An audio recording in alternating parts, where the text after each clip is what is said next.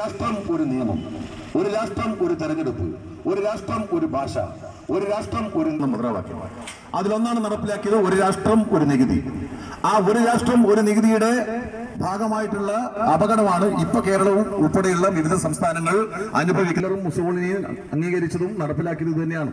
പക്ഷെ അവരൊന്നും അധികം കാലം ഉണ്ടായിട്ടില്ല കേട്ടോ. ഒരു രാഷ്ട്രം ഒരു വിഭാഗം ഒരു നല്ല വ്യഗ്രതയിലാണ് നാമോർസിലേക്ക് അവർ മുന്നോട്ട് പോകുന്നത്. ബി.ജെ.പിയുടെ ഏകാധിപത്യത്തിന്റെ, മതാന്ധതയുടെ, മതരാഷ്ട്രവാദത്തിന്റെയൊക്കെ വിവിധങ്ങളായ വശങ്ങൾ ഘട്ടം ഘട്ടമായി തുറന്ന് പുറത്തേക്ക് വരുന്ന സാഹചര്യങ്ങളും നമുക്ക് കാണാൻ വേണ്ടി കഴിയും.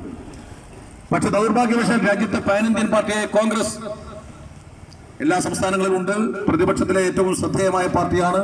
അവർക്കൊന്നും ഈ വിഷയത്തിൽ വലിയ ഭൂരിപക്ഷത്തോടുകൂടി വിജയിപ്പിക്കണമെന്ന് അഭ്യർത്ഥിക്കുന്നതിന് വേണ്ടിയിട്ടാണ് നമ്മുടെ സ്ഥാനാർത്ഥി വിവിധ സ്വീകരണങ്ങളിൽ വളരെ ആവേശകരമായ സ്വീകരണം വാങ്ങിക്കൊണ്ടിപ്പോൾ ഈ ഭൗതികാലത്തെ എത്തിച്ചേർന്നിട്ടുള്ളത്.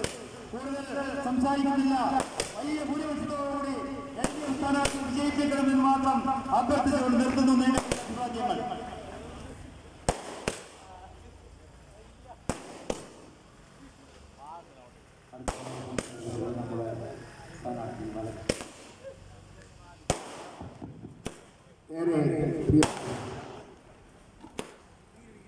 ലോക്സഭാ തെരഞ്ഞെടുപ്പ് രാഷ്ട്രീയ പ്രാധാന്യത്തെ സംബന്ധിച്ച് എനിക്കൂട്ട് സംസാരിച്ച നേതാക്കളിലൂടെ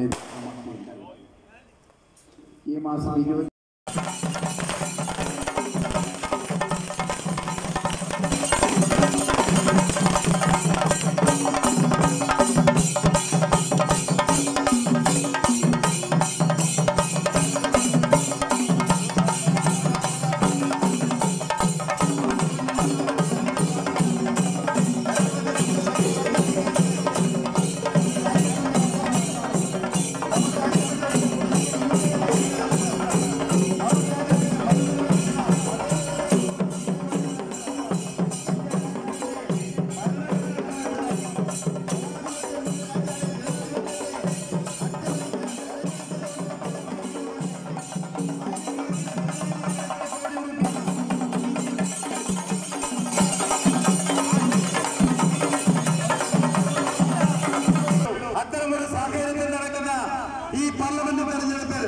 കാസർഗോഡ് പാർലമെന്റ് മണ്ഡലത്തിൽ നിന്ന് മത്സരിക്കുന്ന ഇടതുപക്ഷ ജനാധിപത്യ മുന്നണിയുടെ പ്രിയങ്കരനായ സ്ഥാനാർത്ഥി സഖാവ് എം.വി. ബാലകൃഷ്ണൻ മാസ്റ്റർക്ക്